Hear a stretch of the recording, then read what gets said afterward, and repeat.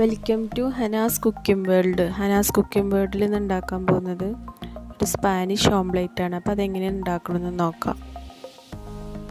ഒരു പാൻ വെച്ചിട്ടുണ്ട്. ഞാൻ 2 ടേബിൾ സ്പൂൺ ഓയിൽ ചേർത്ത് കൊടുത്തിട്ടുണ്ട്. അപ്പോൾ അതിലേക്കൊരു മീഡിയം സൈസ് വലിയുള്ളി ഇട്ട് കൊടുക്കുന്നുണ്ട്.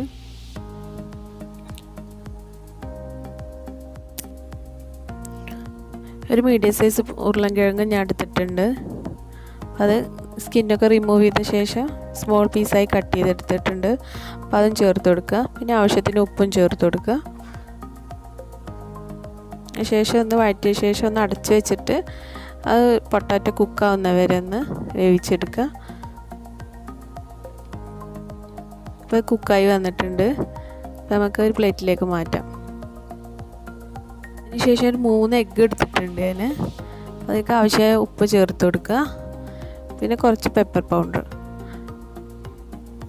രണ്ടും ചേർത്ത ശേഷം നല്ലൊന്ന് മിക്സ് ചെയ്തെടുക്കുക.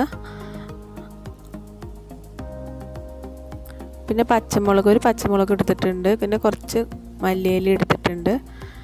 എരിവിനനുസരിച്ച് ചേർത്ത് കൊടുക്കുക. പച്ചമുളക് നല്ല എരിവുണ്ടായിരുന്നു ഞാൻ അവിടെ എടുത്ത്. അപ്പോൾ ഒന്നേ ചേർത്ത് കൊടുത്തിട്ടുള്ളൂ.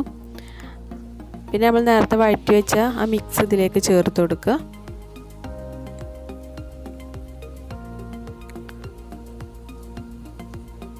എല്ലാം ഒന്ന് മിക്സ് ചെയ്ത് കൊടുക്കുക. അതിനുശേഷം ഒരു പാന് അടുപ്പത്ത് വെച്ച് ചൂടാക്കി എടുത്തിട്ടുണ്ട്. അപ്പോൾ ഈ പാന് ഉപയോഗിക്കുന്നതുകൊണ്ട് ആ ഷേപ്പ് കിട്ടാൻ വേണ്ടിയിട്ടാണ്. സാധാ നോൺ സ്റ്റിക്കിൻ്റെ നമ്മൾ ദോശക്കല്ലാണെങ്കിലും കുഴപ്പമില്ല, അതിൽ വേണമെങ്കിലും ഉണ്ടാക്കാം. അപ്പോൾ ഇതിലേക്ക് ഒഴിച്ചു കൊടുത്തിട്ടുണ്ട്. ഒരു അടച്ച് വെച്ചിട്ട് ഒരു 5 മിനിറ്റ് ഒന്ന് കുക്ക് ചെയ്തെടുക്കണം. തീ കുറച്ച് കൊടുക്കണം കേട്ടോ, അല്ലെങ്കിൽ അടി കരിഞ്ഞു പോവും.